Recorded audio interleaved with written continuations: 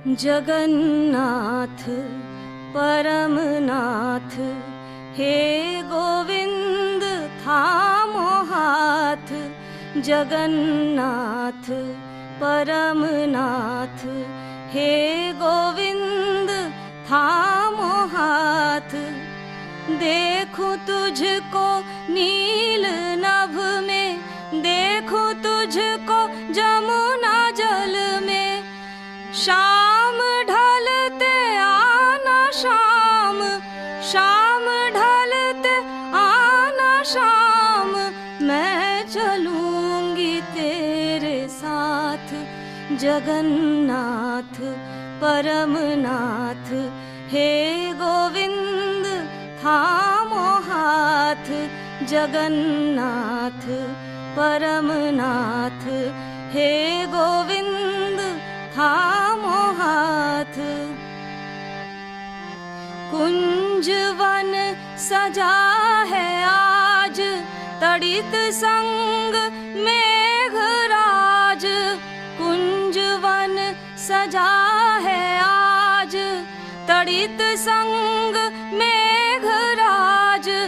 मेरा विफल जन्म जो मैं आज, विफल जन्म जो मैं आज। कह न पाई दिल की बात। जगन्नाथ परमनाथ हे गोविंद थामो हाथ। जगन्नाथ परमनाथ हे गोविंद थामो हाथ।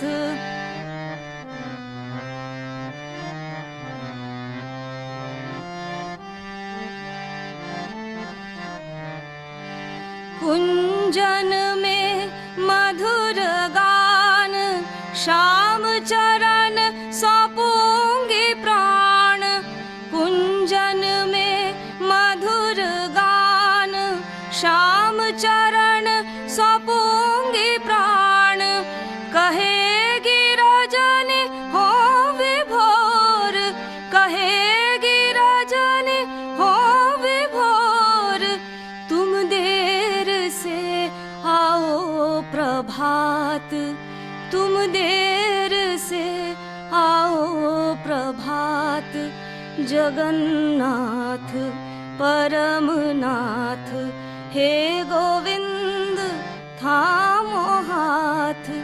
जगन्नाथ परमनाथ हे गोविंद थामो हाथ।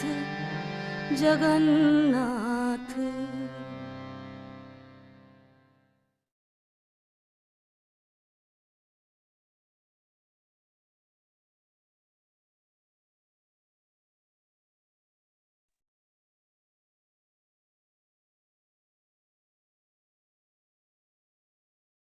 Namaste, my dear brothers and sisters. The love and blessings of the Mother and Sri Aurobindo to all of you from Sri Aurobindo Ashram Delhi branch. This beautiful devotional song in the melodious voice of Mithu is addressing the divine as the master of the universe, Jagannath Paramanath, and then pleading, please hold my hand, because without that hand holding, it is difficult to walk the spiritual path. It's difficult even to walk the ordinary worldly life. Not that the two are separate, but whether or not we bring into the ordinary worldly life the spiritual attitude, either way it is really difficult to follow that, to live without that hand holding by the divine. The only thing is we may not be aware of it.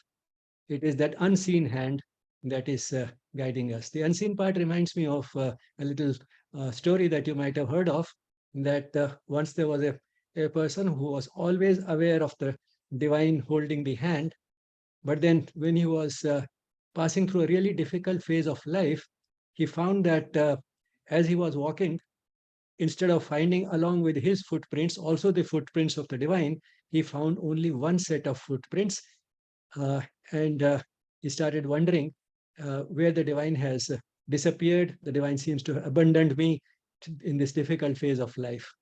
And he prayed that you were all along with me? How is it that during this phase of life you abandoned me? Came back the reply, I haven't abandoned you. Now, instead of walking by your side, I have carried you in my lap. So that is the reward for uh, being with the divine all the time, and being aware of that and being held. And that's why the person, the devotee who is not even in a great hurry for the dawn, uh, she says that let the dawn be delayed, whether it is the darkness of the night or whether it is the darkness of the ignorance. Either way, if the devotee is a perfect devotee and is just aware of the divine and seeks comfort in the hand being held, the person is not in a hurry to see the light of realization or the light of the dawn in the morning.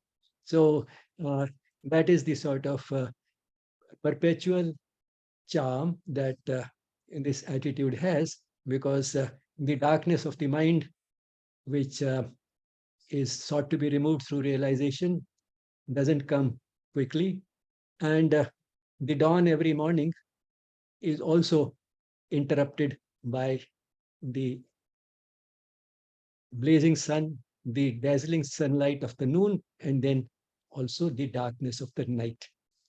And therefore, the devotee has sort of put in a figurative, I'm not in a hurry to see the dawn, just keep holding my hand. With this little introduction, now we go to today's subject, which is again on the cardiovascular system.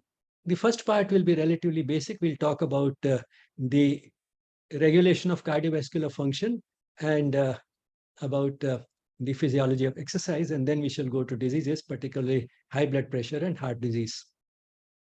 Now, coming to regulation of cardiac function, or cardiovascular function, we'll focus on the heart, but certainly the blood vessels also need to be regulated. Their diameter needs to grow bigger or smaller. And all these functions need to be regulated because the demand on these structures is not the same all the time. And therefore, they can't just keep functioning at the same pace. The tempo of their functioning has to change from time to time to cope with the demand, extra demand, for example, the demand of exercise or the exercise of high, or the challenge of high altitude. To meet all these, the tempo of the function has to keep changing. Having said that, the heart has one important characteristic, and that is automaticity, which means that the heart can beat on its own. Even if you cut off all the nerve supply to the heart continues to beat. And this inbuilt characteristic, of which we talked the other day also when we talk of the SA node discharging impulses apparently spontaneously, which then spread in the heart in such a way that we get a well-coordinated contraction of the atria and the ventricles, the atria, and then after a little delay, both the ventricles. Now, this is something that goes on even if all the nerves supplying the heart are cut off. Now, this again, one can see the wisdom of the Lord who has created us. Heart is a vital organ, and therefore its functioning should not depend upon the presence of nerves.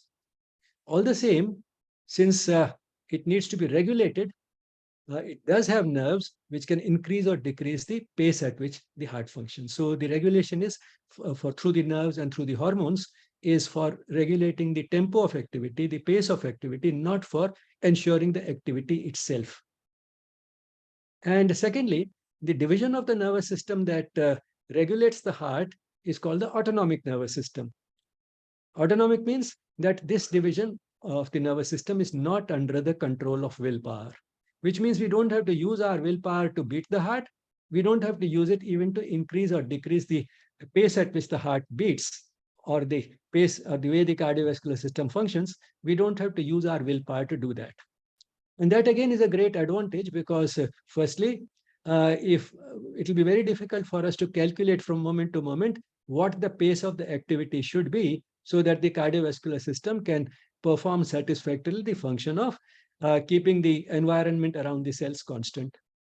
That is probably done through a more automated process which uses a complex algorithm and ensures that the pace of activity will be exactly matched with the demand.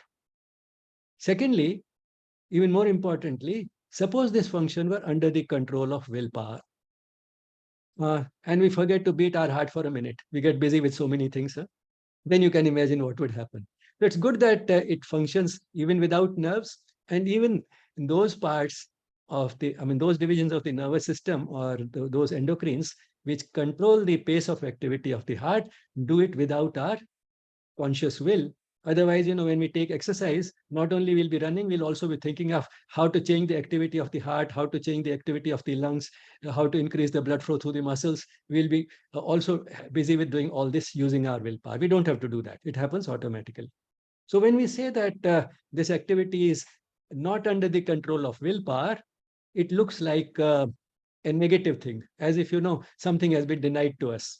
But in fact, one can say that this is a division of the nervous system that liberates us from using our willpower for infructuous activities. It liberates us from spending our time and attention and energy on things which can run on their own much better than we will be able to run through using our willpower. So it's a liberation, it's a freedom, it's a greater accuracy that is achieved in the regulation through this autonomic nervous system. But then you'll say that you have heard of some yogis who can control their heartbeat. Yes, they can, but they didn't start walking the path of yoga to be able to do that. That's only a side effect. They don't use it very often, except when compelled by scientists to demonstrate whether they can do it. Occasionally, some yogis have done that, and that's how we know they can do it. But then, we are not talking of those exceptions. To every rule, there's an exception. So to the rule that autonomic functions cannot be controlled by willpower, that also is a rule with an exception. The only rule without an exception is the rule that all rules have exceptions. So this is also one of those rules which has an exception. Some exceptional people can control their heartbeat and other autonomic functions. They can even control it to the extent of one side of the body being warm and another side being cold. They can achieve all those miraculous feats. But we are not talking of those exceptions. We are talking of the ordinary person who neither has these powers nor does he care much for them, because they will not be of much use to him. And even the yogis did not really embark on the path to be able to do all this. So now with that further introduction, let's now have a look at what these divisions of the nervous system are.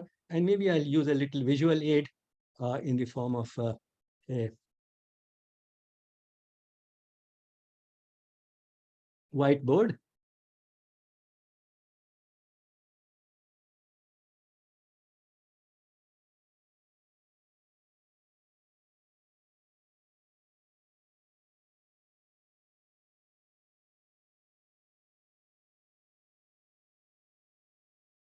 So the autonomic nervous system has two divisions, sympathetic and parasympathetic.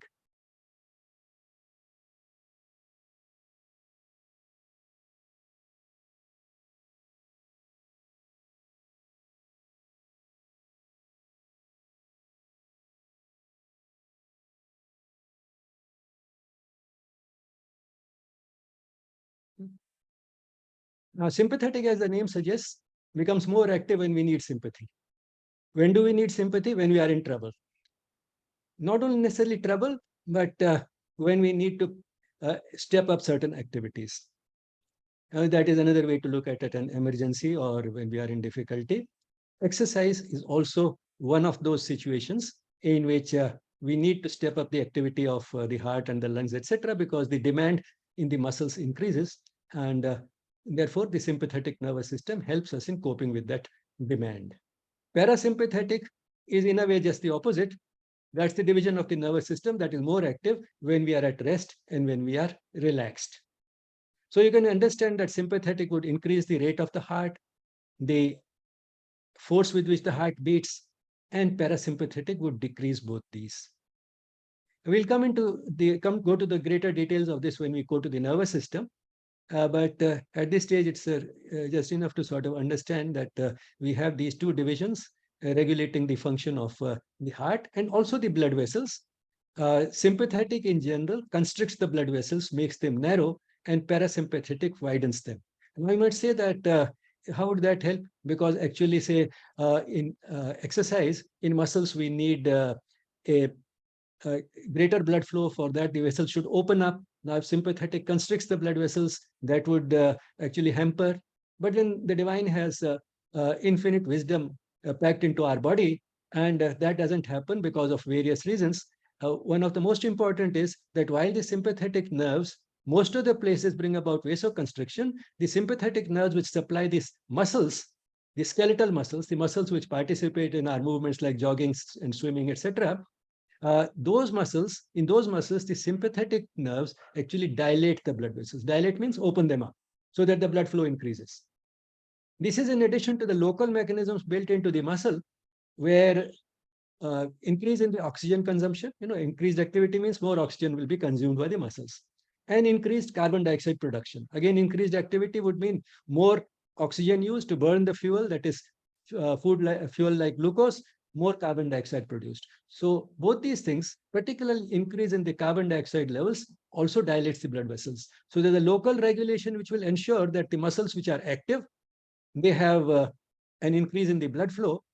And also the sympathetic nerves, although they are active in the body in general, there's an increase in sympathetic drive. They will dilate the blood vessels, and closely associated with this is the adrenal gland, which will release adrenaline. That also brings about in the skeletal muscles dilatation. It opens up the blood vessels. So all the mechanisms are such that they would increase the blood flow through the muscles which are actually active during exercise. And correspondingly, the sympathetic will help in reducing the blood flow in organs which are not active, like say the gastrointestinal tract, and if it is not very hot, to some extent in the skin. But then the skin does get warm in exercise. So skin is not one of those places where the blood flow suffers much during exercise, but it can be brought down considerably because the skin has a vast vascular bed, and it can be, there can be enormous difference between the blood flow through the skin when the blood vessels are wide open and when the blood vessels are constricted. Then the gastrointestinal tract, where again, we don't need to digest our food when we are taking exercise, and therefore the blood vessels can constrict. So in the viscera and in many other places, the blood vessels are actually constricted during exercise. So this redistribution of blood flow is important, because if the blood vessels were to open every place simultaneously, it will lead to a fall in blood pressure, because there's a limited amount of blood circulating through the body, and you can maintain the blood pressure because there's a limited amount of opening at all the places. So if one place needs to open up much more than normal, other places need to close down to some extent. Otherwise, the blood pressure will fall. You can imagine, a water hose sending water through a large number of pipes which branch out from it. So if you increase the flow through all those pipes, then it will not flow with the same force. If it is flowing out through only a few pipes, then flow will increase. If you send it to all the channels simultaneously, and then the flow will become slower. That's what the blood pressure dropping means.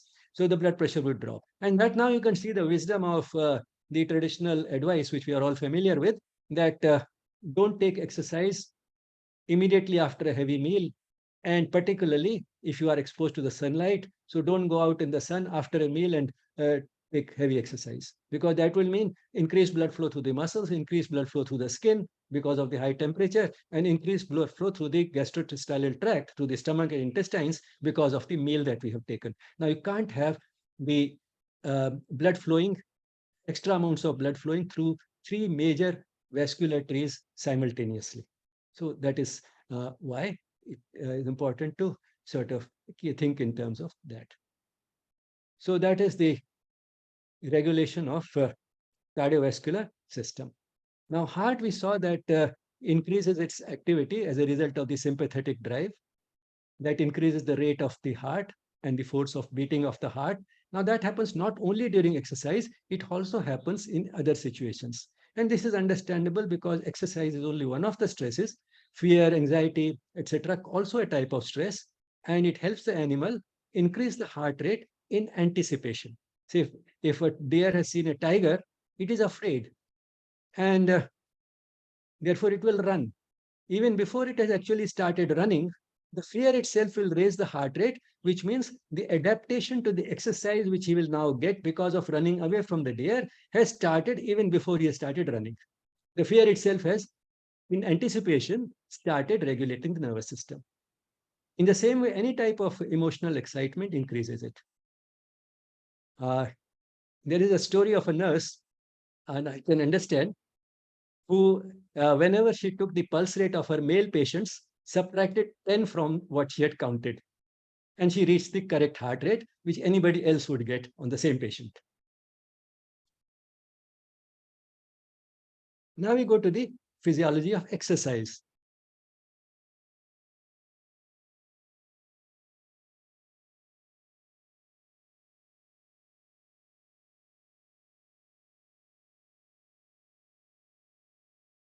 This background which we have built up now will help us in understanding what happens in exercise.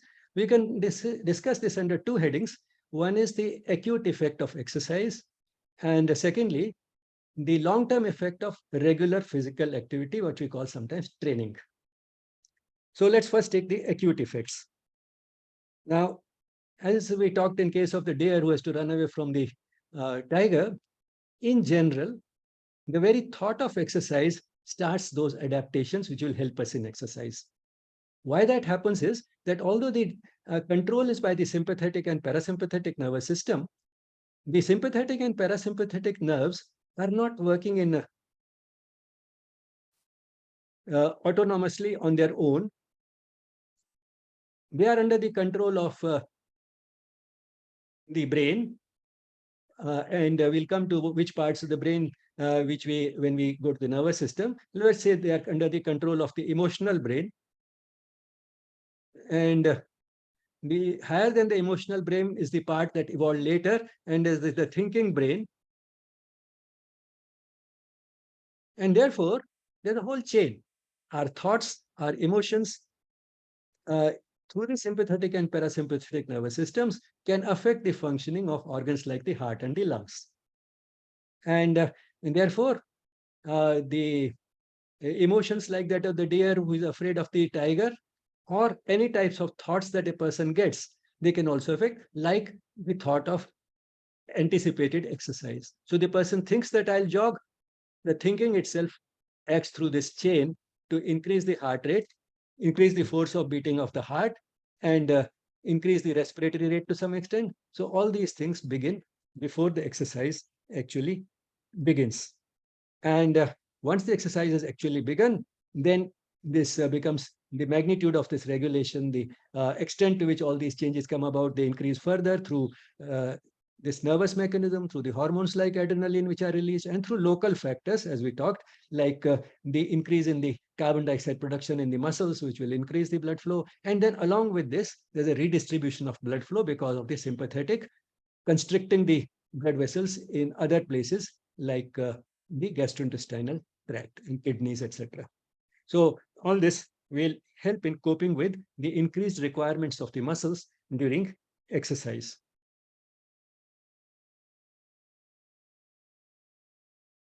Now let's see a little more, which will help us in understanding a little further that during exercise, yes, we do have an increased demand for oxygen, and to a certain extent, we have seen that it can be matched with the demand by increasing the supply through mechanisms like, say, increasing the rate and force at which the heart beats, the rate and depth of breathing. Now, all these things will compensate. But in very heavy exercise, it may not be possible to still cope. Then, there are metabolic mechanisms in the muscles which will ensure only half the combustion of the fuel. That is, the fuel is not burnt completely up by oxygen into carbon dioxide and water, but part of the combustion, which releases part of the energy from the fuel, is still possible. And then what happens when the person stops that exercise? This fuel, which was partly burnt, is now completely burnt, and we get more energy and we get carbon dioxide in water. So what is happening in a way is, say, in a 100-meter sprint, the person can't cope with the demand, additional demand while running. So while running, what happens is that there's an incomplete combustion of the fuel, and the result is that the person now has built up what is called an oxygen debt. That is, it will pay off this debt when it stops this exercise, get that oxygen which could not be consumed during the exercise itself. That is how it pays off the debt. And this type of exercise is called anaerobic. Anaerobic means all the additional demand could not be met during the exercise. It will be paid off later on by paying off the oxygen debt. In contrast, are aerobic exercises, which you've heard of. Aerobics, is a common term which is used. This exercise is not so severe as to meet that oxygen debt. Whatever is the additional demand is met with during the exercise itself. So that is an aerobic exercise. Another thing which will help us in understanding when we go further to the effect of training is the fact that the heart beats faster and more forcefully. What does it lead to? It increases what we call the cardiac output. That is the output of the ventricles as they pump the blood. Which ventricles? We need additional blood flow through the organs, so the left ventricle needs to pump harder and faster. But then that happens in both the ventricles simultaneously. If one ventricle beats faster and harder, the other also does. We saw those Purkinje fibers branching off from those two branches from the bundle of his, going to both the ventricles and spreading the impulse. Why that is important is because the left ventricle can pump that additional blood only if additional blood returns to it. And where is the blood returning from? It's returning from the lungs. And to return additional blood from the lungs, the right ventricle, which is sending the blood to the lungs, also needs to beat faster and harder. So the output of both the ventricles is matched. It's exactly equal. And that is how the heart can continue circulating that blood. So in other words, what we are trying to reach is that as a result of a certain heart rate and a certain amount of blood which is pumped with each beat, the increase in the force of beating will increase the amount that is pumped out with each beat. That is called the stroke volume.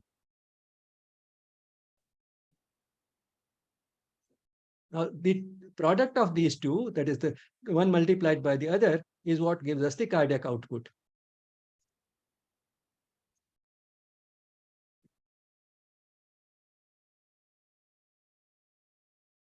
Okay, so that is the cardiac output. Now, this cardiac output can be seen, in terms of an analogy like walking. The actual sort of progress that we make in terms of walking would depend upon the rate at which take the steps and how big each step is. So heart rate is like the frequency with which we take the steps, and stroke volume is the length of each step, how big each step is. And the two together will determine our speed of walking, or you can say in this case, the cardiac output. Now you can also understand that to some extent, increasing both will increase the cardiac output more. But there will come a point where if you take the steps very frequently, you take the steps too frequently, then the steps can't be very big. So the length of the steps will go down. So you have to strike a compromise where you get the best in terms of combining both these things. You can't walk beyond a certain pace, that is, you can't take the steps more frequently beyond a point, because then the distance covered in each step will start going down. That happens also in the case of the heart. The maximum heart rate, which is useful for increasing the cardiac output, is 180 per minute in young people. And therefore, during exercise, if the heart rate goes above 180, it will actually not increase the cardiac output, and the body has adaptations to ensure that that will not happen. That is again a part of the regulatory mechanisms. So we'll get the best combination by going up to a heart rate of 180, and with that, it is possible to get the maximum stroke volume which our heart is capable of. Our heart, because that will depend upon the strength of the heart muscles. Just as you know, how much weight you can lift will depend upon the strength of the arm muscles. How big steps we can take will depend upon the strength of the leg muscles. And in the same way, how much the heart can pump with each beat will depend upon the strength of the heart muscle, the thickness of the heart muscle. So that is what stroke volume, that's how stroke volume need not be the same in everybody. So that is the concept of the cardiac output.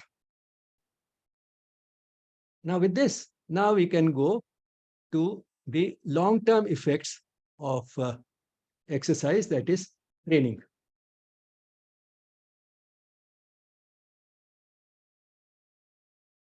And to understand that, let's see the cardiac output in an average healthy person who is not necessarily very athletic by nature, doesn't take very regular exercise. And this is the heart rate on this side. Say this is 0, 60, 120, 180. Beyond this will not be useful, we saw. And this side, we have the stroke volume. Now, normally at rest, when we are at rest, an average person, say, has a heart rate of about 70.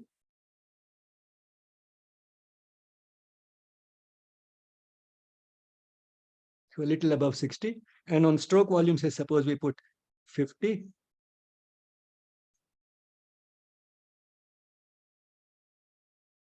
100, 150.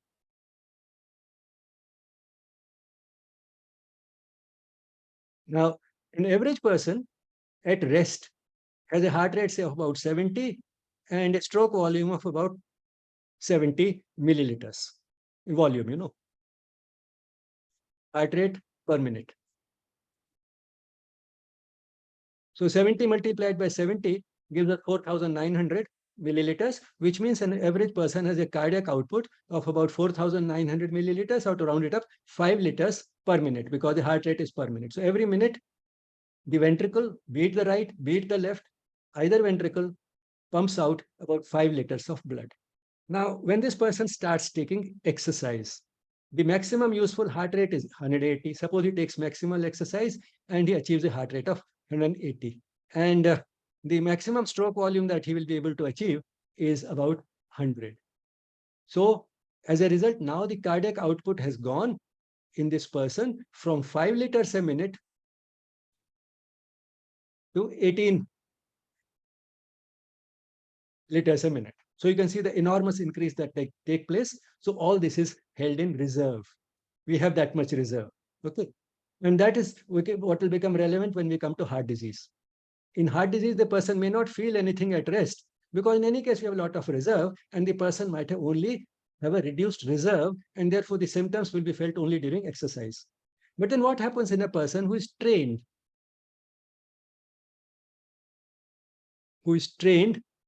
Who takes exercise regularly to get exercise training. For this person also, the maximum heart rate is 80, and the maximum possible stroke volume is higher than 100. But one more adaptation takes place. His resting heart rate is generally lower, say about 50. About 50, and he achieves the same resting cardiac output because his requirements are the same as that of any other person at rest, say about 5 liters. So he achieves these 5 liters by, say, 50 multiplied by 100. 50 per minute heart rate and 100 milliliters of stroke volume. So this is how it stays at rest. But when he takes his maximal exercise, for him also the maximum heart rate is 180, and because his cardiac muscles has become thicker and stronger, like the arm muscles becoming thicker and stronger in a weightlifter. So his heart can pump, say, 140 or 150 milliliters with each beat. So now his cardiac output has gone from resting 5 liters to about 25 liters. This 180 multiplied by 150 or 140 will give you about 25 liters. And absolutely top athletes can achieve cardiac outputs of even 40 or 50 liters per minute. Okay, so this is the effect of training. But then you'll see that this has been achieved mainly by increase in the stroke volume. Instead of 100, his maximum is about 150. But to some extent, it has been achieved by a reduction in the resting heart rate. What happens is, as a result of that, is this possibility of increasing the cardiac output by increasing the heart rate is greater for him. He has a greater margin available. So instead of contributing to the increase in cardiac output from 70 to 180, he is increasing it from 50 to 180. So that side also he gets an additional 130. When you multiply the heart rate by the stroke volume, he gets 130. A person whose resting heart rate is 70, he gets only 110 contributed to the product from the heart rate. So his reserve has gone up because of both, partly a reduction in the resting heart rate and partly increase in the stroke volume. So now you can understand the usual thing which is known. Why do the top athletes have a lower resting heart rate? They have a lower resting heart rate because they have the same demands at rest as other people. Their heart is beating at a slower rate, but then they are pumping out a little more with each heartbeat, which is not difficult for them because their heart muscles have become very strong. So it can easily pump 100 milliliters with each stroke. And that's why they are able to be at rest, have at rest the same amount of blood flow as another person. But then this gives them an advantage during heavy exercise when they are doing their peak, putting in their peak effort, because that increases the margin through which the heart rate can increase and contribute to the cardiac output. Now, all these things will become a little more relevant again when we talk about some of the things like sudden death in an athlete during exercise itself, why that happens. Now, let's go from here to just two more things in relation to this, and that is two types of muscle training. One is called endurance training. That is to be able to sustain additional effort for a long time. Say a person has to train for a 40 kilometers race, marathons. That requires endurance. And the adaptations, some of the adaptations which are peculiar to this are that as a result of this training, the vascularity of the muscles increases. That is, the muscles have more blood vessels, a richer network of blood vessels. Their blood vessels develop the capacity to to extract more oxygen from the same blood. So more vascularity, more richer tree, more oxygen extraction. That is, they are able to extract from the blood more oxygen. We need to leave behind less in the venous blood that flows out, and they develop an extra glycogen reserve. Glycogen is the storage form of carbohydrate in the muscles. That reserve fuel increases. So this is what happens in endurance type of training. The other type of training is what we call strength training.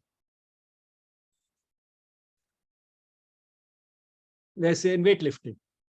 Now, strength training is different in character. It's conducted differently. And this leads mainly to an increase in the size of the muscles which are used. Muscles become fat and bulgy, say the arm muscles in case of a weightlifter. This increase in the size of muscles is called hypertrophy. Hyper, is increase in something. This is hypertrophy. Atrophy, is withering away, becoming smaller. Hypertrophy is becoming bigger. So this is what happens in them. Now, can anybody, through proper type of training, become a top athlete or a top person in competitive sports in either endurance or strength? That is not true, because training, the type of training that they get is only part of the story. What contributes in addition to this training is a genetic makeup, which means some people are genetically more fit for endurance type of training and some people are genetically more fit for strength type of training. To start with, a child who is going to go for competitive sports will show additional competence or will be extremely good at sports in general. Then, through trial and error, as the person grows up as a young person, realizes that this is the type of sports that I am a little better at. this is what suits me better. And then that person can go in for strength training or endurance training, depending upon whatever suits that person better. Now, what all sports can do to the country. Yesterday, the Honorable Prime Minister was talking in Gujarat, where he had gone to inaugurate the national games. And so you can see sports are becoming more and more, we are becoming more and more aware of the importance of sports. And Sri Aurobindo has also talked about the importance of sports in schools for everybody, because apart from making us physically more fit, they also inculcate a sportsman spirit, which is helpful not only in sports, but in life in general. So that is the endurance type of training and the strength type of training. And a person who is physically sort of capable of going to the top in competitive sports also is not made equally fit for both. That depends on the genes, and therefore the child and his teachers and parents have to discover what this child is best suited for and give that type of training so that the person can go to the top. So now with this, we'll step out of the whiteboard and go to the PowerPoint. And in the meantime, if you have any questions in what we have talked so far, we can have a little question break.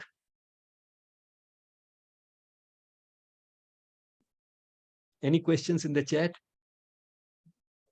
I was speaking so fast, there was no time to type any questions. But if you have any questions, and you can switch on your videos as much as you can, because it's nice to talk to people who can be seen rather than black rectangles, and then ask a question if you have any.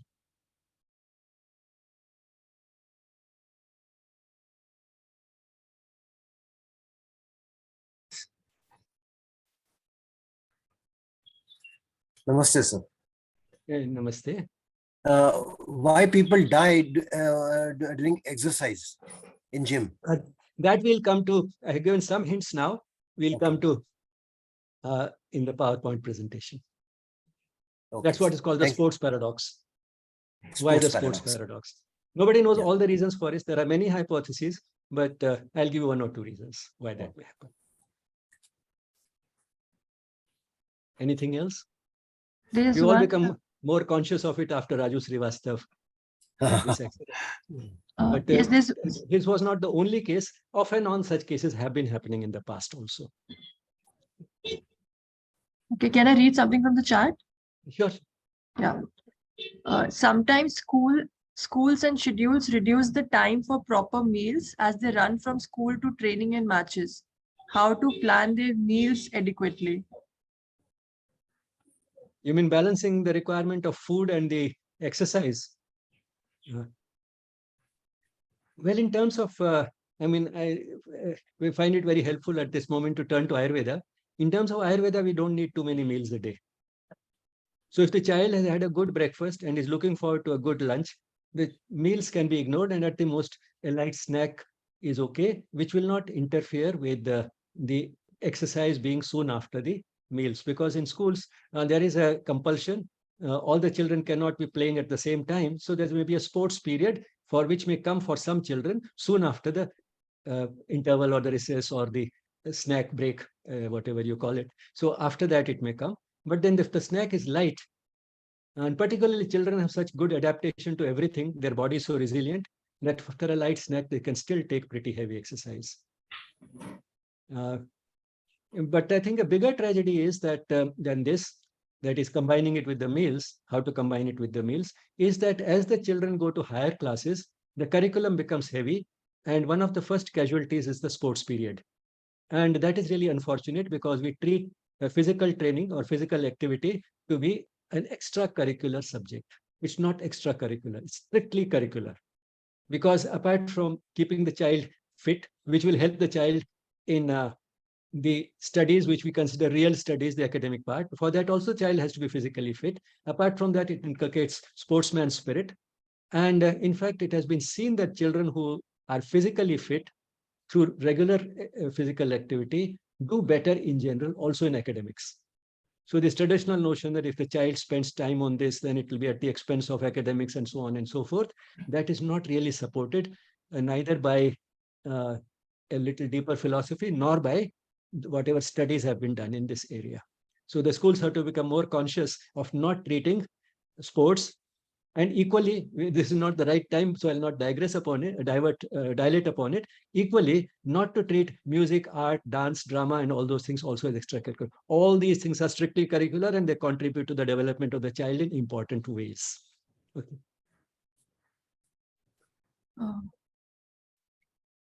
And the next thing is in the chat box. Did I understand this right? One should not go into the sun after a meal.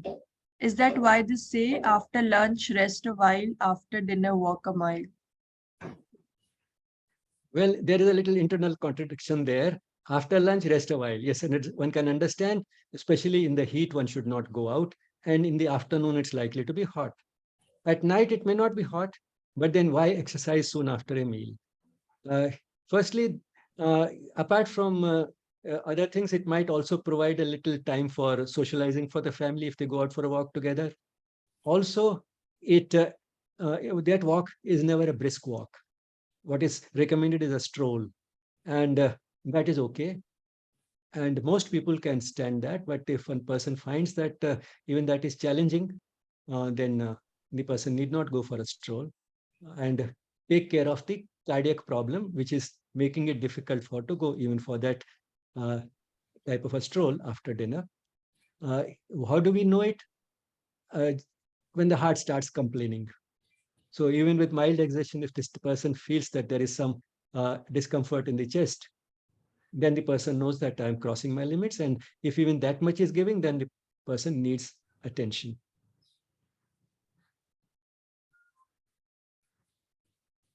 Anything else? That's all in the chat box. Okay, so then we can go to the PPT and we'll have one more opportunity when we go to.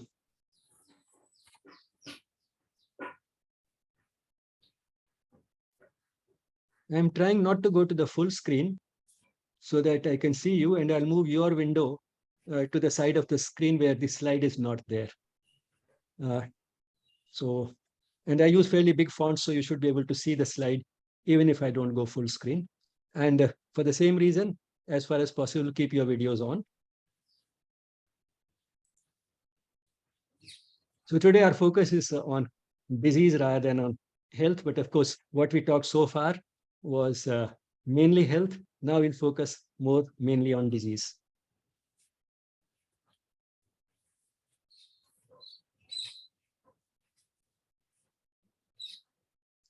The mother of most cardiovascular diseases is overweight. So that is the fundamental sort of thing which one can keep in mind. And very often, people go in for all types of tests to find out how much I'm at risk of heart disease. Not only blood cholesterol and triglyceride levels, but also the various fractions of cholesterol and the various types of lipoproteins and C-reactive protein and this and so on, which are there in the blood in milligram and sometimes nanogram quantities, all those markers. Why do you ignore the marker for which you need not go to any lab, which is staring at us in kilogram quantities? That is the major risk. Many people with high blood pressure or diabetes who are in borderline, not all of them, borderline hypertension and borderline diabetes will be able to reach their normal blood pressure and normal blood sugar levels just by losing 5 kilos of weight. They did not even become skinny. They did not lose all the extra weight. Whatever additional weight they are carrying, say 10 or 20 kilos, out of that, if they lose 5 kilos, they'll see a remarkable difference in their blood pressure and blood glucose levels. So if they were borderline, it will come down to normal. If they were not borderline, at least they will need less medication. So that is the importance of the body weight. Now we go to hypertension. Hypertension, as everybody knows now, is high blood pressure. Which place in the body is the blood pressure high? In the arteries. There is some pressure in all the blood vessels. Arteries, capillaries, veins, they also have a pressure. But when we say high blood pressure, it means high pressure in the arteries, particularly the big arteries. Because the aorta has a certain pressure. The aorta is the big artery into which the left ventricle pumps blood. That branches out into first big arteries. Now, these big arteries have more or less the same pressure as the aorta. And that is what we measure. Most of the time we measure it in the arm. So we measure it in the brachial artery, which is here on the front of the elbow. That is where we generally measure. It's one of the big arteries. So it is in these big arteries, the pressure of the blood in these big arteries is what we call blood pressure. And when it is higher than normal, we say hypertension. Why does it happen? Why does hypertension develop? Or sort of why is this blood pressure develop at all? Why is there pressure in the arteries? The pressure in the arteries is because of the pumping action of the left ventricle. So the left ventricle pumps blood at a certain pressure, and that gets transmitted to the arteries. However, the blood pumped out by the left ventricle is intermittent. When the ventricle contracts, the blood is being pumped. When it is relaxing, no blood is being pumped. And we saw how it is converted into a continuous flow in the arteries, which is important for the blood to keep flowing throughout the vascular tree, even when the ventricles are relaxing. It is converted into a continuous flow because of the elasticity of the arteries. You know what happens because of the elasticity is that when the blood is pumped in, not only it flows forwards, the artery also expands. The elastic nature makes it expand. So the pressure is not fully transmitted, somewhat diluted. And then what happens when the ventricle is relaxing and there's no flow, this starts closing in on the blood. The elastic recoil brings it back. And that ensures that the pressure will still be there and the flow will continue. So while in the ventricles, the fluctuation is from 120 to 0, 120 during contraction, 0 millimeters mercury during relaxation. In the arteries, it generally fluctuates between 120 and 80. So intermittent flow from the ventricles is converted into a continuous flow through the arteries.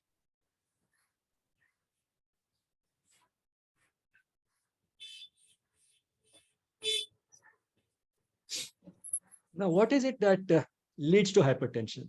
You can understand that one reason could be a reduction in the elasticity of the arteries.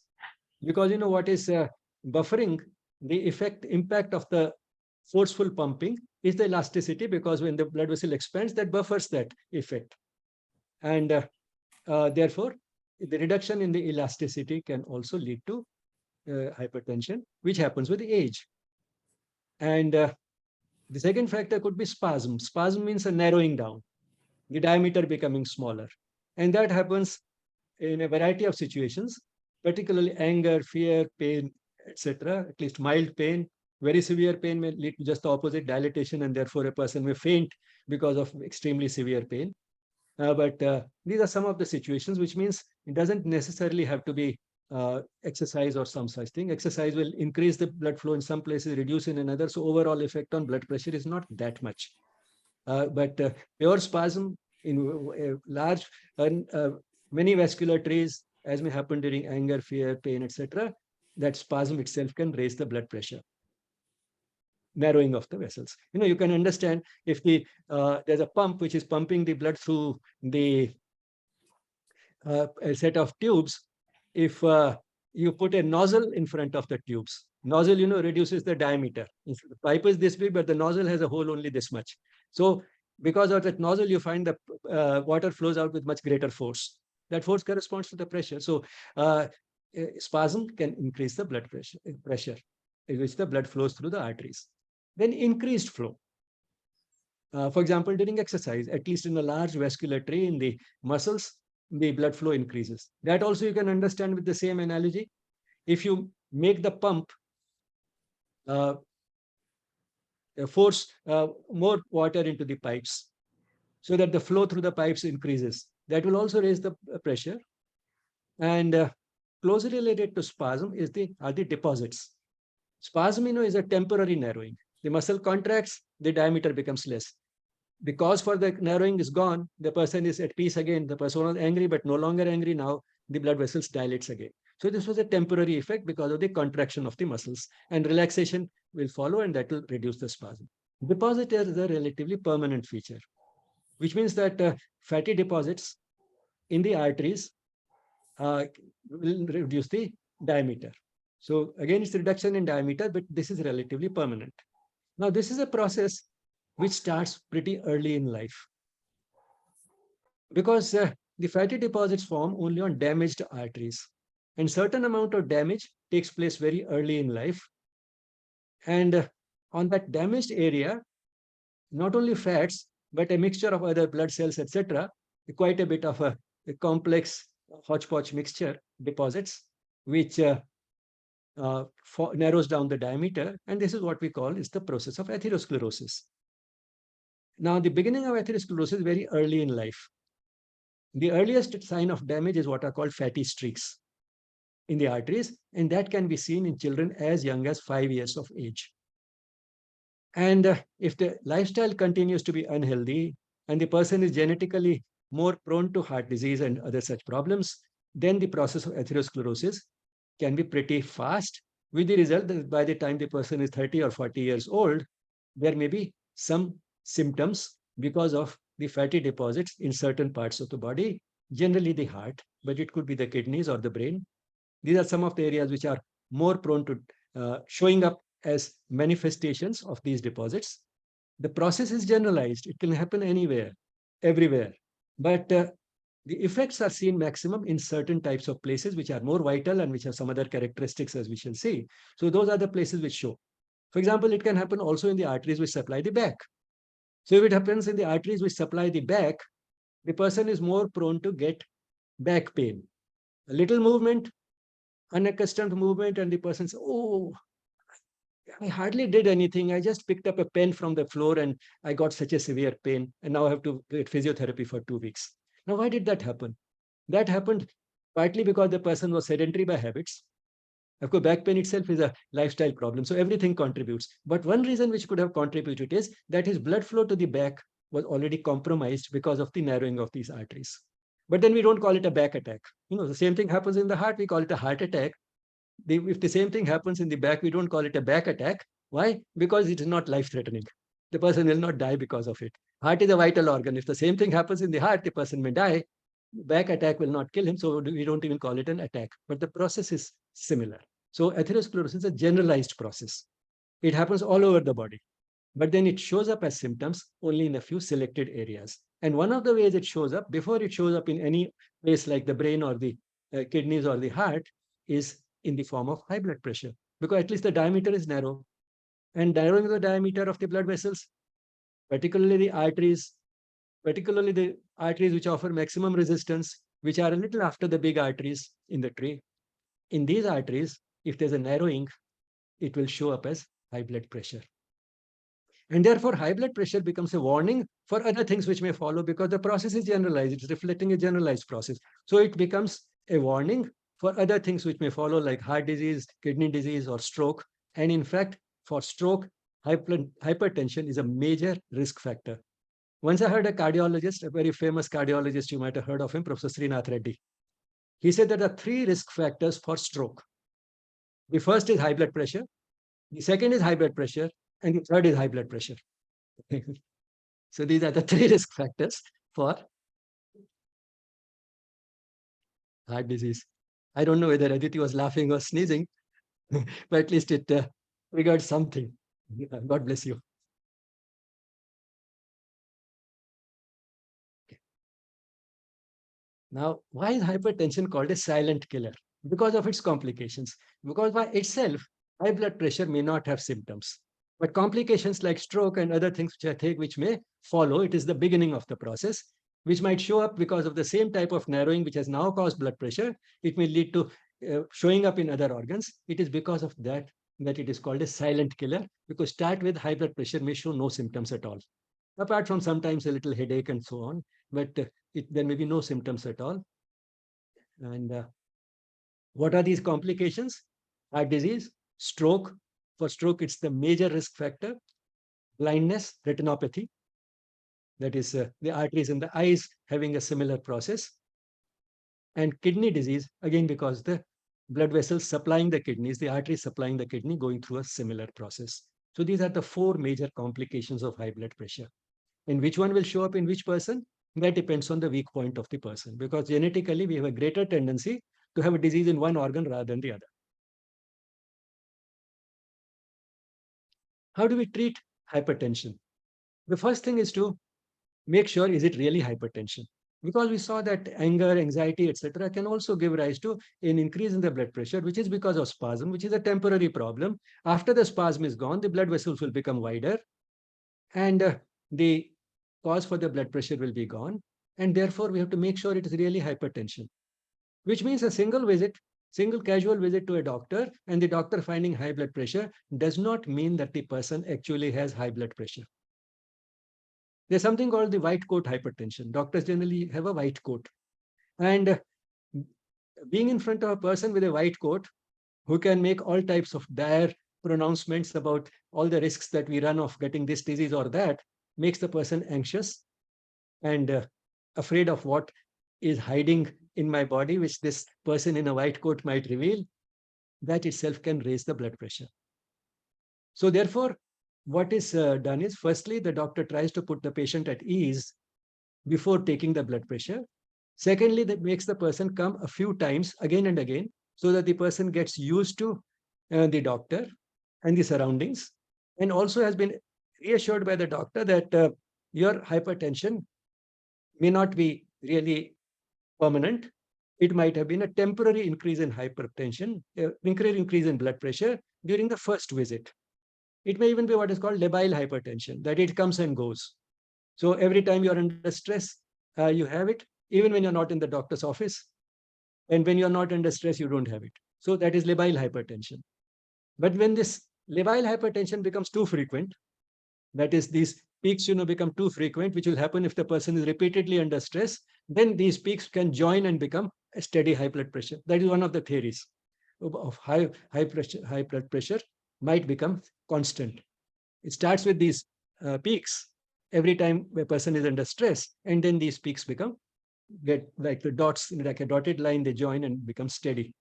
And any theory is good enough, because by and large, doctors say that most cases of hypertension have what is called idiopathic hypertension or essential hypertension. Idiopathic and essential refer to the fact that nobody knows what the cause is. So these high-sounding words like essential and idiopathic, they hide the doctor's ignorance, the ignorance of the medical science. We don't know why it is there. So if it is, we don't know why it is there, any theory is good enough. And this is one of the theories put forth by a heart physiologist, George Pickering, or maybe he was a physician or physiologist, George Pickering. He said that these peaks, they can become steady, and therefore, first thing is avoid stress. Yeah? So if the peaks are only once in a while, few and far between, which will happen to any one of us, then they will not get a steady high blood pressure. It will just remain labile hypertension, which probably all of us have. And therefore, it's important to make sure, is it really hypertension? The next point is, if it is really hypertension, there are two approaches. One is medication, and the other is to go to the root of the issue. These are not mutually exclusive. There's a very common tendency to say, I don't want to take drugs. These allopathic drugs are very strong. They have so many side effects. Tell me some yogic exercises. Those 3 postures or 20 minutes of meditation, will it bring my blood pressure down? It's a very common tendency. We talked about the process of atherosclerosis, which leads to the narrowing, which leads to the fatty deposit. Starts at the age of 5, accelerates in those who have a faulty lifestyle, who have more stress, and so on and so forth. So it has taken probably 30 years to reach the stage now. Do you think that 20 minutes of meditation will undo the effects of 30 years? What has been going on in the body for 30 years? It's asking for too much from too little. Okay. So don't blame meditation or the yogic postures. Firstly, look at lifestyle as a whole. Secondly, even lifestyle as a whole has done that damage over 30 years. So damage which has accumulated over 30 years cannot be reversed in a day. Reversal can take place, but it may take at least 5 years. But you may not have that much time. You may not have that much time, because during those 5 years, there may be one of those complications like stroke or losing your eyesight. So what is the solution then? Medication. It will bring down the blood pressure the next day. The very next day, the blood pressure will come down. It's something like this. Suppose the roof of this room is leaking. It's rainy season. One way to deal with it is to employ a set of 3 boys who will keep wiping the floor continuously to keep it dry. One boy is tired. His duty is over after 8 hours. The next boy takes over and he continues. So 3 boys, 24 hours, you can keep the floor dry. The second approach is repair the roof. Now, having these 3 boys is like something quick, immediate. It will work immediately. but it is not going to the root of the issue. Okay. So 3 boys may be like 3 tablets, each tablet having a duration of action of 8 hours. So 3 tablets a day, the effect of 1 tablet is gone. 1 tablet is tired, 1 boy is tired, give the duty to the next one, the next tablet. Okay. So that is like that. But then it has a place, because that is the only way you can keep the floor dry immediately on a short-term basis. But then you can't go on doing that indefinitely. You have to go to the root of the issue. Root of the issue is the damage, the factors which led to that damage over a period of 30 years.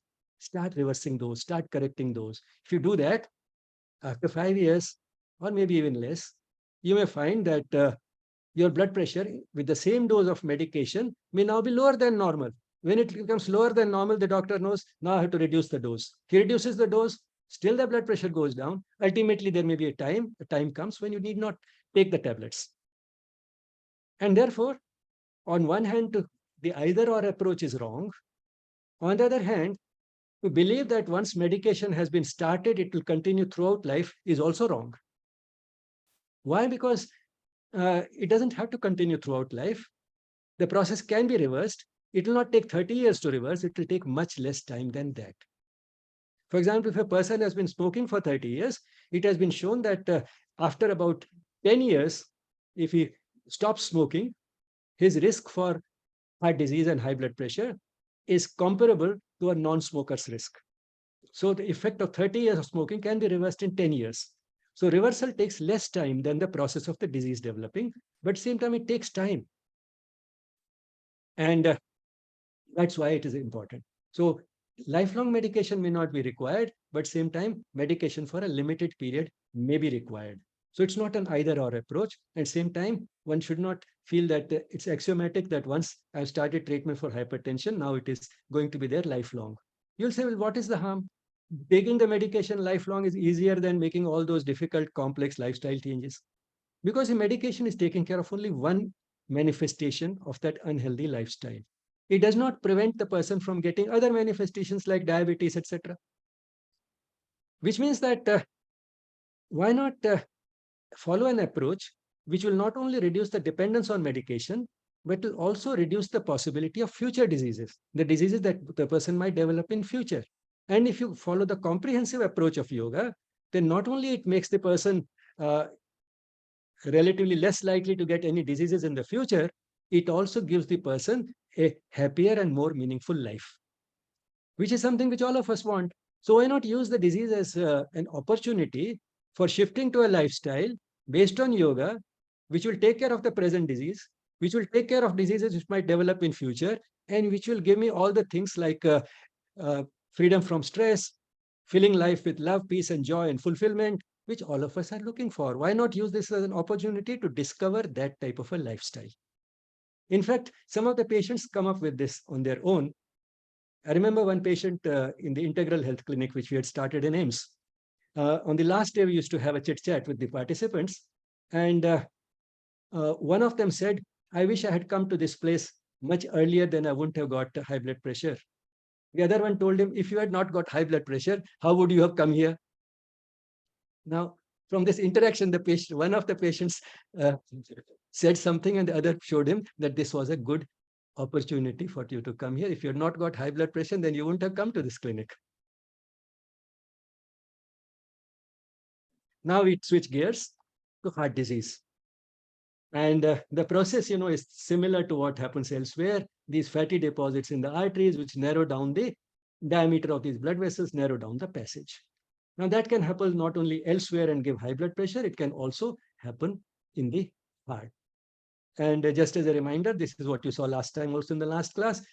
These are the coronary arteries and the coronary veins on the veins. So these are the arteries. And right at the beginning of the aorta, the heart gives off these 2 arteries, which then branch off to supply the whole heart. And the heart needs this independent blood supply, although it is full of blood all the time, as we saw last time, because the muscles of the heart are rather thick, and the blood in the cavity of the heart will not be able to diffuse and supply the cells throughout the thickness of the wall of the heart. So like a banker I gave you that Deepak Chopra's analogy also last time, that like a banker who's surrounded by money all the time still needs a salary. So the heart may be full of blood all the time, but it needs its independent blood supply. And these arteries are prone to the same type of narrowing as the arteries elsewhere. But in the heart, they matter more than many other places. Why? The process of atherosclerosis is generalized, but in the heart matters more. Firstly, because it's a vital organ. As I said, if the same thing happens in the back, it is not life-threatening. But if the same thing happens in the heart, it is life-threatening. So it's a vital organ. Life depends upon its continuing to function, and therefore in the heart it matters more. Secondly, while the heart has plenty of reserve in many ways, in one respect it has a little defect. Its arteries are what are called end arteries. End arteries are those which supply only a limited area in the body. Now, in some parts of the body, what we have is, say if there are two arteries, they have a certain area in which they supply, but then there's an overlap, which means that if there's a block in one of these arteries, the neighboring artery, which is not blocked, will be enough to supply nutrition to this area. So if there's a block here in this artery, this will be able to supply here. And what about this place? There'll be another artery on this side, which will then supply this part. So the two neighboring arteries will be able to meet the requirements of the entire area which was being supplied by this artery. Now, this type of channels are called anastomotic channels, or cross connections and overlapping areas of blood supply, whatever you like to call it. All these things are true to some extent. So here there is no problem. But the heart has end arteries, which means that if these are the two arteries, then they have their independent areas of supply. So if there's a block here, this part will die and only this part will get. So dil ki arteries ka dil bada nahi hai. They are very individualistic. They take care of their own territory, not the neighbor. However, again, this is not absolute. In case of damage, in case of a problem, if the blood supply to one part of the heart starts going down, then, not a very good neighbor, but all the same, a neighbor who has finer feelings, the neighboring artery comes to the rescue. So suppose there's a block here in the heart, in the arteries of the heart. Now, this dotted area is the area that has suffered because of this damage. Now, what this artery does is to give off branches which will supply this area. Now, this type of development is what is called development of collateral circulation. And what is the stimulus for developing collaterals? One is this block. The second is physical activity. Because what will happen is at rest, even with this damage, the person will not feel anything because the demands of the heart, demands on the heart are low. But once there is a exercise, the demand increases, then there's a challenge. And this challenge will stimulate the formation of these collaterals. But how much challenge? Enough to stimulate the collaterals, but not so much as to kill the person because of this damaged part of the heart. So that is where the trick comes in. And therefore, the person has to know what my limits are, where to stop. Don't stop at a level at which absolutely nothing happens, there's no challenge. At the same time, don't go to a level which will damage this. Now, what that level is, we'll not go into the details. It cannot be absolute, but then there are guidelines available in terms of what the maximum permissible heart rate for this person is. That is one of the indications that now the person has reached his limits, because initially it will show up by increasing the heart rate. So that is one of the things. And the doctor, particularly after doing a stress test, can give you better ideas on how much challenge is good for you for developing these collaterals and how much challenge could be dangerous. So that is what these collaterals are. So these can develop, and that is the saving grace.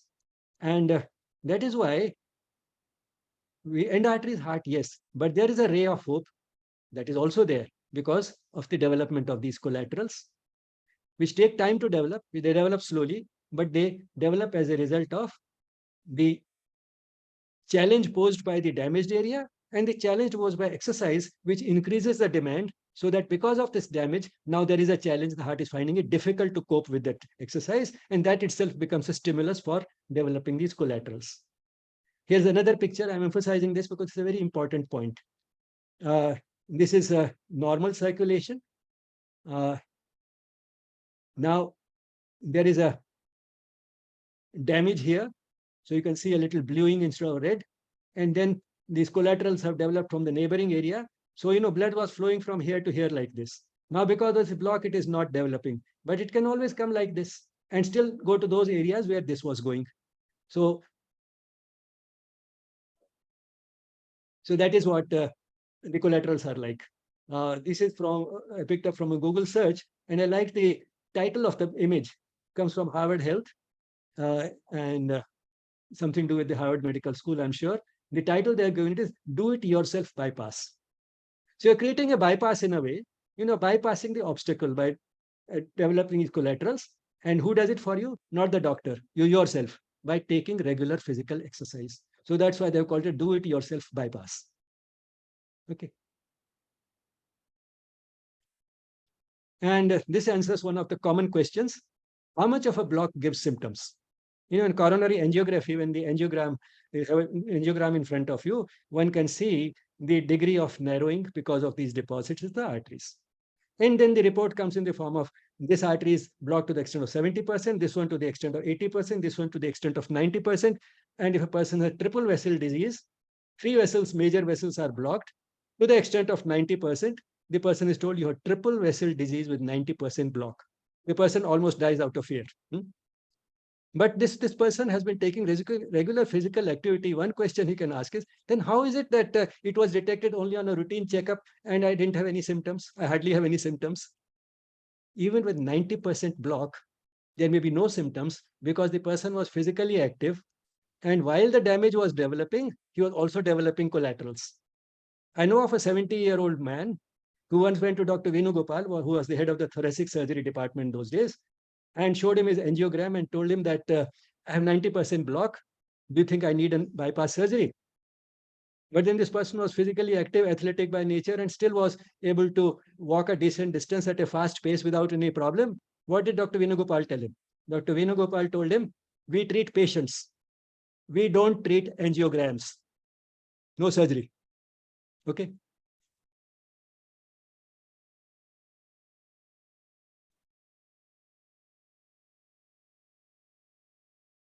And let me tell you who that patient was. The patient is no more. He was Professor Gulzar Singh China, professor of physiology at AIIMS. Then retired when he went to Dr. Venugopal, and he lived, I think, nearly 20 years after Dr. Venugopal told him, we treat patients, we don't treat angiograms. He lived nearly 20 years without surgery after that.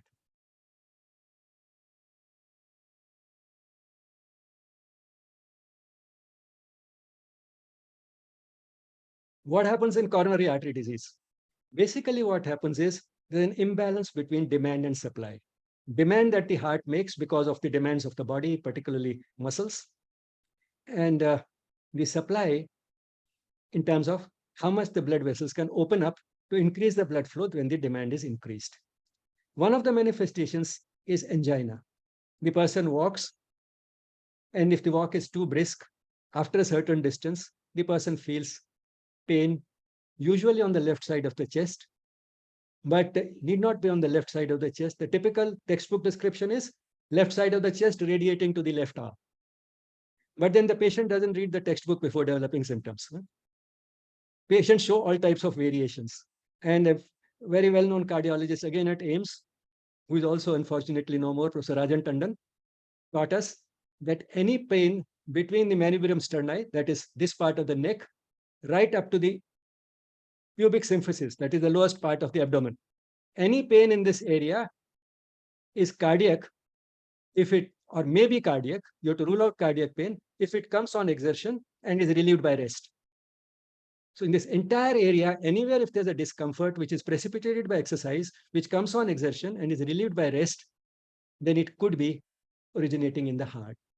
This has become important because some people ignore pain in the stomach area. Doctors also sometimes feel it may be gastritis. well, maybe okay to treat it as gastritis for some time. But if the pain persists, then even in such a person, one should investigate heart disease. And this is, for some strange reason, more common in women than in men to have gastric symptoms rather than pain or discomfort in the chest radiating to the arm. So that is called angina. The second thing is myocardial infarction.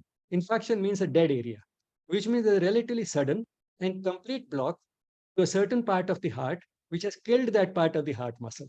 That is a heart attack. Angina is generally not fatal. It develops slowly. The person gradually feels that I can't walk even this much. Something is happening. So they may go to a doctor. But the two are related. Of course, both are because of a block. But myocardial infarction is an attack. The person may not be aware of it earlier, as I said, because of no symptoms. The person was not making any additional demands on the heart. The block was developing. The person suddenly discovers through the heart attack or a sudden block. Now, why this sudden block? One of the things which can bring about a sudden reduction in the blood supply is that the blood vessels suddenly become narrow. So there was a partial block already there. Superimposed on that is a further block because of the narrowing. And we saw narrowing can be because of a variety of factors like, say, anger, etc. So sudden reduction may be due to a sudden narrowing, which is what we call spasm. So a spasm superimposed on a partial block, the partial block was already there because of the deposits. Sudden spasm superimposed on a partial block can precipitate an attack. So the important thing is, what is it that can lead to this type of a spasm? Spasm may be induced by acute mental trauma.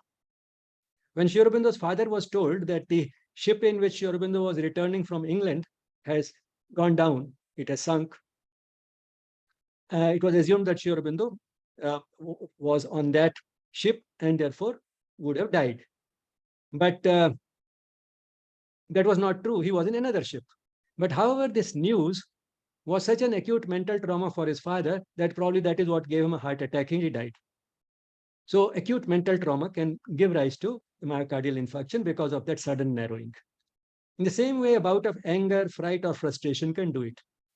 The famous pathologist John Hunter, an 18th century pathologist, said that my life is in the hands of any rascal who chooses to put me in a passion.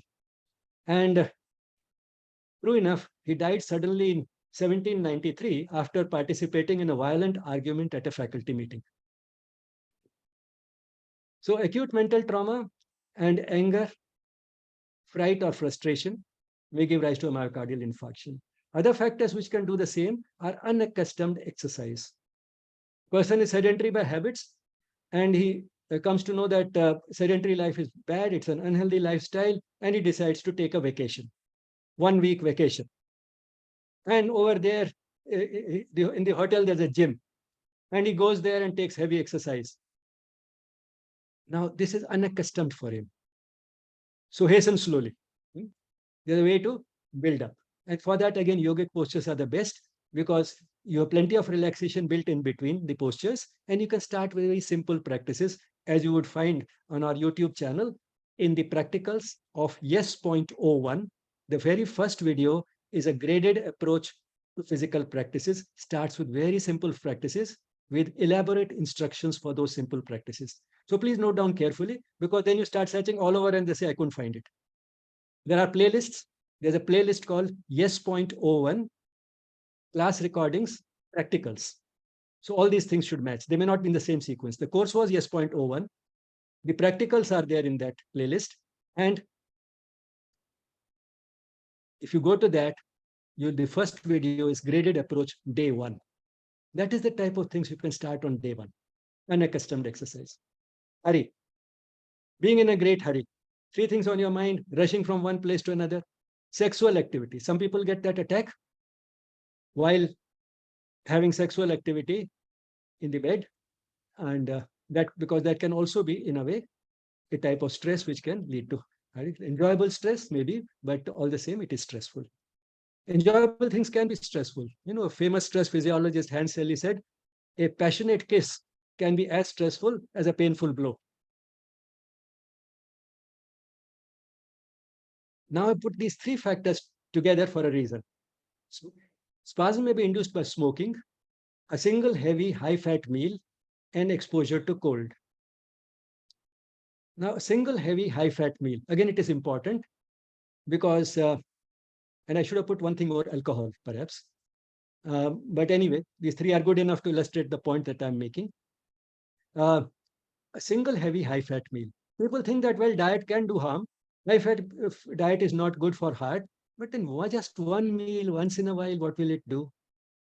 But in fact, a single heavy, high-fat meal can precipitate a spasm, and that's how it can do it. And along with that, smoking, drinking, exposure to cold, anger, etc., all those things put together. Now imagine a person who went to a party and he smoked there, he drank there, he got into a heated argument with someone there, if not a heated argument, at least some animated talk, and he took a single heavy high-fat meal there, and it was cold, the hall was warm, his car is warm, but as he's walking from the party back to the parking lot, he gets exposed to cold, he gets into the car, feels quite all right while driving home, and at night he gets a heart attack and may be dead the next morning. Incidentally, the maximum deaths occur during the first heart attack. That is the most fatal. So this might be his first heart attack, and he may die. The people say, oh, he was alive till yesterday evening. We saw him at a party. He was hale and hearty. What happened? All of a sudden, he's dead. It is because of the spasm. At his age, with his lifestyle, probably he had a partial block because of the fatty deposits in the arteries. He was not physically active. He was a very sedentary person, had all these unhealthy things in his lifestyle anyway, smoking, drinking, etc. He was perhaps also overweight. All these things were there. But in his sedentary life, the heart was still able to meet its demands, but the blocks had been developing because he was physically inactive. No collaterals had developed. And that night at that party, it was a fatal night. He had a combination of all these factors which can induce spasm. And then the person is dead the next morning. These type of cases are actually more common than the type of cases in which the person is physically active and then has a sudden death during the physical exertion, like Raju Srivastava recently. So that type of deaths are less common than these deaths, which happen suddenly in a person who was apparently hale and hearty, and then suddenly he's dead. And quite often happens at night. So now here put all the factors put together so far that we have talked about. Spasm, which may be superimposed on a partial block, may be induced by acute mental trauma, anger, fright, or frustration, unaccustomed exercise, being in a hurry, sexual activity, smoking, a single heavy high-fat meal, exposure to cold. Okay. Now we come to the sports paradox. How can a person who engages in sports, who has done quite a bit of heavy physical activity like jogging and weightlifting and so on, and all the types of gymnastics in a gym, suddenly he dies during the activity itself? How it can happen? One of the most plausible explanations is that because of this regular physical activity, his heart muscle had become thicker. The wall of his heart was thicker, which is a good thing because then he has the capacity to pump more blood with each beat. We saw that his stroke volume can be higher than a normal person. Instead of the usual 100, he can go up to 140 or 150 milliliters with each stroke. So it is good. But there's a price to pay for it. This thicker muscle also needs a greater blood supply. The thicker muscle means that it needs a greater blood supply. And therefore, if for some time, suppose he has been inactive, he is quite active, but not continuously. For a few months, he has not been doing anything. For a few years, he has not been doing anything. Physically relatively inactive, sedentary. And then he says, earlier I used to do this. What is the problem? I'll go and do it again. And he straight away starts with heavy physical activity. Now, there has been a deconditioning. The body has lost its adaptation. And suddenly he's in a bout of very heavy exercise. And this thick muscle, which was a benefit, which was of an advantage, becomes a handicap. Therefore, his imbalance between supply and demand can develop much faster than if he had a thinner heart requiring less blood. So this is one of the reasons why this activity. So it may be done after a long time, or even otherwise, suddenly going from rest to heavy activity, instead of going through a transition of a warm-up, that can do it. And apart from that, there could be other things which one never knows. Maybe there was some stress going on in his mind. Maybe he was exposed to cold. Maybe he smoked a cigarette before starting the activity in the gym. Now, all these things we do not know what all was going on and what all happened to that person. So all these things could account for what happens. But then, and one of the some other reasons which have been pointed out in the literature are that he might have blockages which had been ignored or underdiagnosed. There may be a sudden electrical disturbance in the heart, or there may be some fatty plaques, that are deposits which ruptured, and the blood vessel itself, some blood vessels ruptured. But the most plausible explanation to my mind remains twofold. Firstly, the exercise was not very regular, and he had been taking it off and on and built up some capacity, but it was not very regular. And secondly, the imbalance between supply and demand could happen much faster in this person because the demands were heavy, because the wall of the heart was much thicker than is in normal persons. Now, what are the risk factors for coronary artery disease? This type of heart disease: genetic predisposition or a tendency. Now, genetic predisposition only gives a tendency to develop the heart disease. The actual expression can come early or late, depending upon the lifestyle. So both these things are important. Genetics is something we can't change, and therefore we call it a non-modifiable risk factor. Unhealthy lifestyle has a number of modifiable risk factors like exercise, diet, smoking, drinking, sleep, and mental stress. Now, these are the modifiable risk factors.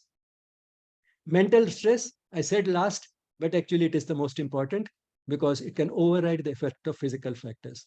Now you might say, well, why not fight also genetic tendency? These days we have gene therapy available. Now, firstly, those things are more in the news than in practice even today. Secondly, what is even more important is this is not a single gene disease. So you replace the defective gene by the right gene. These are multigenic or polygenic inheritances. A large number of genes together contribute to a mere tendency to develop the disease. And in fact, an epidemiologist of great repute, Walter Willett, has calculated using certain algorithms which would be more effective and more cost effective: gene therapy for this type of polygenic inheritance or correcting the lifestyle. And he says that adopting a healthy lifestyle wins hands down. That can be much, much more effective, and cost-wise, it need to cost nothing. So don't worry about your genes. Don't blame your parents. That's only a tendency. The tendency can be delayed. And if you can delay the tendency to 80 years instead of developing a heart disease at 40, suppose your parents got it at 50 or 60, you can accelerate the process and develop it at 40, or delay the process and develop it at 80. If it happens at 80, anyway, sooner or later one has to go because of something. So then essentially you overcome that tendency. So that is the proper way to look at it, instead of blaming the genes or our parents. And the tendency these days, not this genetic tendency, the trend these days is to develop it at an earlier age. If the father got it at 60, the child develops it at 40. Because the lifestyle is becoming more and more unhealthy. And this has prompted a famous cardiologist, again, one of videos on him is available, I think it was Dane Ornish, who said that this generation will probably be the first generation which will have a lower life expectancy than its parent generation. Because you see, in countries like the United States, they reached a life expectancy of 80. And because of the increase in lifestyle diseases, and the mother of all lifestyle is obesity. Obesity is a major community problem in the West, and it is developing assuming the same proportions in the urban elite in India. So this development of these lifestyle diseases, which are obvious in the form of increased prevalence of obesity, overweight, morbid overweight, grossly overweight, which is showing up in that, this may make this generation live less than its parents. What is the treatment? The basic approach is match demand and supply. Either increase the demand or reduce the supply. Sorry, reduce the demand or increase the supply, or do both, so that one doesn't get into the situations of mismatch. Say in angina, person is told to put a tablet under the tongue that dilates the blood vessels, the supply increases. So the pain goes away. So, you match demand and supply. Regular exercise, but know when to stop. You should know when the challenge is such that you can't cope with it. You need not go beyond it. Going beyond it may be dangerous. But at the same time, keep challenging yourself with regular exercise. Increase the supply in one step. There are two main procedures known: PTCA technically, which stands for percutaneous transluminal coronary angioplasty, generally called just an angioplasty, or putting a stent. Now, what is done is we put a stent, which means a tube-like thing, generally metallic, which opens up the blood vessels, which had become narrow. So we put it at a critical spot where that opening will improve the blood flow. It's called percutaneous, that is through the skin, because one doesn't have to cut open the chest for it. And that's why one doesn't have to go to a thoracic surgeon. Many cardiologists also do PTCA or angioplasty, they put a stent. The second is CABG, which stands for Coronary Artery Bypass Grafting. We bypass the obstacle. How? By grafting another tube or blood vessel. Where do we get it from? Generally from the leg veins, because there, taking a piece of a vein can still leave the leg circulation fairly satisfactory. Now, this one-step process is an acute process, as in case of high blood pressure, taking a pill. And it may be necessary sometime. It may buy the person time. But then, if the lifestyle continues to be as it was, there can be a recurrence after angioplasty, and there can be a recurrence after the bypass. And the way to prevent that is lifestyle changes. If the person was a chain smoker, first thing to do would be to give up smoking. And I've known people who were chain smokers, who were such compulsive smokers that they found it very difficult to give up smoking. Once they went through one of these procedures, they found it very easy.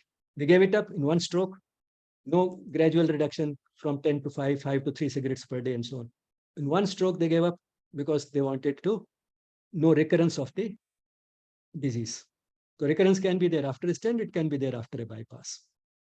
Because in spite of the stent, there can be block in some other artery, which is the stent is not there, or in the artery where the stent is there, but at a position where the stent will not help. Bypass, there may be an obstruction also in the vessel that has been grafted. So these are some of the things which I thought would be useful for the general public to know about heart disease. Some of it you'll find discussed in this book, The Human Machine.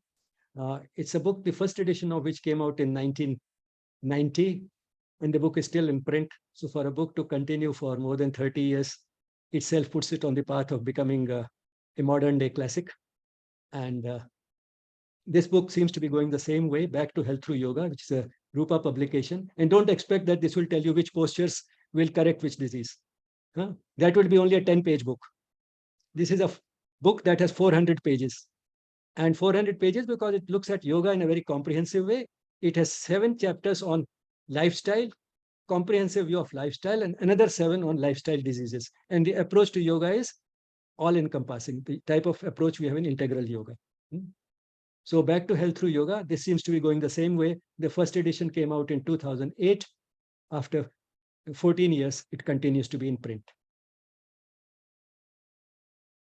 This is a picture postcard view of Sri Aurobindo Ashram Delhi branch, the place where I live and work. And you're all welcome here. If you have any questions or comments, we already shot 10 minutes beyond time. So I'm not sure whether there'll be enough time for enough questions today, but you can always send an email to yes@yesspirituality.com. Gratitude to the Mother and Sri Aurobindo for making these sessions possible. And thank you all for being there.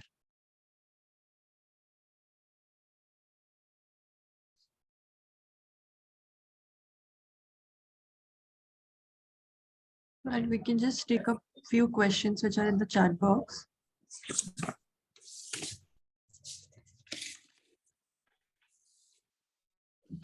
So the first question is, why do South Asians have higher rates for heart diseases even if they follow active lifestyle and healthy diet? Well, I'll not pay too much attention to the even if part, but certainly in general, South Asians are more prone. South Asians who have migrated to developed countries like the UK and the US, South Asians who have seen a sudden reduction in their poverty and so-called improvement in nutrition within one generation, they are the ones who are more prone, which means that people who have lived in a situation of scarcity for a long time and suddenly were in a situation of plenty, whether by migrating to a developed country or through their business or whatever they did in their parent country, and through that they became rich. The common human tendency that when a person is prosperous, he tries to become less physically active. You have a car available for everything, and you take to a diet which is more prestigious and expensive because you can afford it. And more prestigious and expensive and palatable diet means refined foods, high fat, and non-vegetarian food, alcohol, and so on. And this type of people, in spite of the wealth, also develop more stress sometimes, partly because they forget their spiritual roots. In the process, they get intoxicated by the newfound wealth. And the result is that they get more prone because the body had adapted for many generations, for several generations, their body had adapted to a situation of scarcity. And that is why it perhaps happens. This is one of the hypotheses why these people are more prone to develop a disease, why they are more prone to it. So it may not be purely genetic. It is probably, even if it's partly genetic, quite a bit is because of these sociological changes that I was talking about.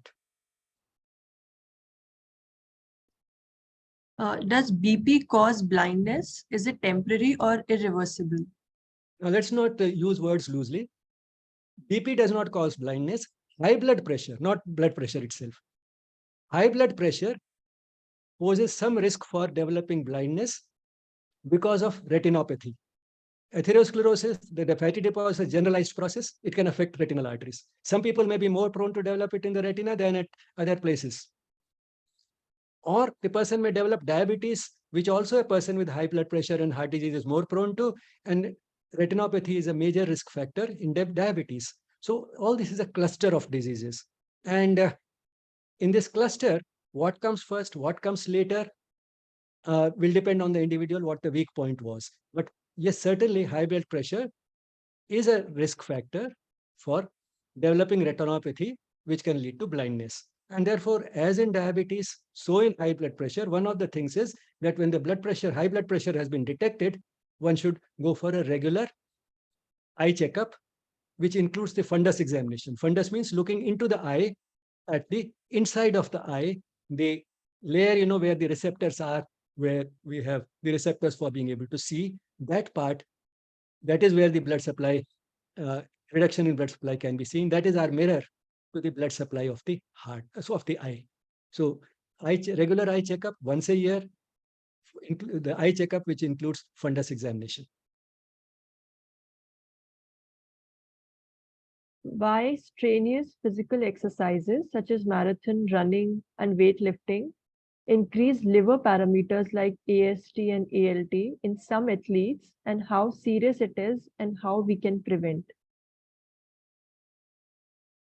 Well, again, it's not their regular physical activity which gives them an abnormal lipid profile. The two could be quite independent. The lipid profile may be affected mainly by the genes, whereas their health is more affected by their lifestyle. And that is why you find this type of paradoxes also, that one person with a blood cholesterol level of 200 may get a heart attack, and another person with a blood cholesterol of 400 may be blissfully unaware of it and goes about freely without any symptoms. Which means that the blood lipid profile, which is partly affected by genes and partly by the body weight, these are the two major factors, which means that not what we eat, but how much we eat becomes more important in this context. So eat the right amount, take regular physical activity, and then leave the cholesterol levels to the interaction between your healthy lifestyle and the genes. And still some people, rare people, may have a pretty high blood cholesterol, 300, 400. The healthy lifestyle will not be able to overcome it entirely, but then The disease is not because of the figures, because of the figures of the blood cholesterol level. It is because of the development of deposits. This person still may not develop the deposits at the same rate. If he can delay the expression in spite of high cholesterol to the age of 80, as I said, everything has been achieved. So he may go around till the age of 80, and this tendency, which he knew all along is because of the high blood cholesterol, may show up only at the age of 80. So that is quite possible. So that is why we are not treating just as we don't treat angiograms, we treat people. We don't treat blood cholesterol levels, we treat people. That should be the dictum.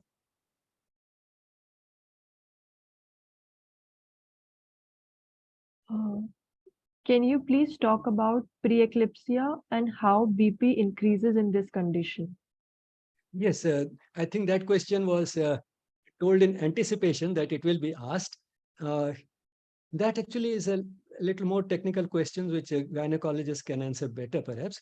But briefly, I mean, it is basically the hormonal changes that take place during pregnancy, which increase also the possibility of a rise in blood pressure. And this type of blood pressure invariably comes down after the delivery. But occasionally it can develop into eclampsia, which can be a serious condition. And that, of course, needs emergency intervention by the gynecologist, depending upon the situation, whether to try and save both the mother and the baby, or to try to save the mother, even if the baby can't be saved. That can happen in eclampsia. But preeclampsia, by and large, it can be taken care of with a few simple measures like a salt-free diet and so on and so forth. So those are the things, and it's temporary during the pregnancy. After pregnancy, generally, everything returns to normal, and it may be not only increase in blood pressure, it may also be an increase in the blood glucose levels. Gestational diabetes is also known. So again, it is a cluster. It's the metabolic changes that are taking place during pregnancy because of the hormonal fluctuations. And you know, the hormones which go up in levels, the estrogens and progesterone, these have a close resemblance to the steroid hormones. And for some of the physiological effects are overlapping.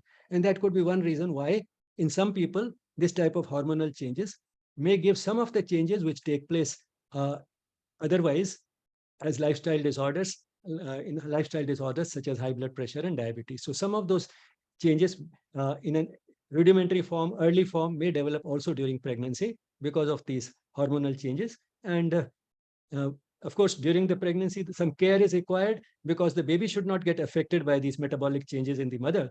And therefore, it does need attention. But by and large, with that attention, the pregnancy proceeds smoothly and the baby is delivered normally. And after pregnancy, the woman's parameters are also back to normal. However, it can serve as a warning for her that she's more prone to it, so she can adopt a still more healthy lifestyle than she had earlier, so that another 10 or 20 or 30 years later, she did not come down with one of these lifestyle diseases. So that would be sort of a physiologist's approach to a gynecological problem. Just one last question in the chat box. Why a person with no history of hypertension also gets cardiac arrest? Is it because of the stressful lifestyle? Yes, again, it's a balance between the supply and demand. And therefore, a person may have no high blood pressure and still may develop a heart disease due to one of those several factors that we talked about. Unhealthy lifestyle leading to a process which had been going on for 30, 40 years. In this person, he was not prone to high blood pressure because of some genetic reasons, perhaps. And then one of those factors leading to acute spasm superimposed on a partial block can give a heart attack.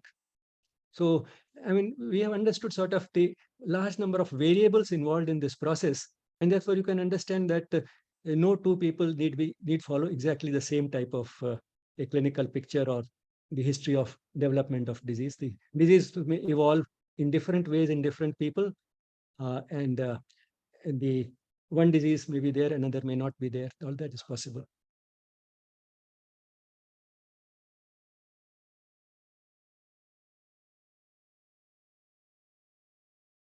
All right, that is all the questions we have in the chat box. So maybe we can end today's session with a moment of silence, and our next session will be on Monday on respiratory system. And also just a reminder, we have those Yes Talks happening every Saturday. So tomorrow we are starting a series on psychology and spirituality. So tomorrow is a session by Dr. Sumitra Basu on consciousness-based psychology. So if you're interested, you can join using the same Zoom link. So thank you everyone and see you on Monday.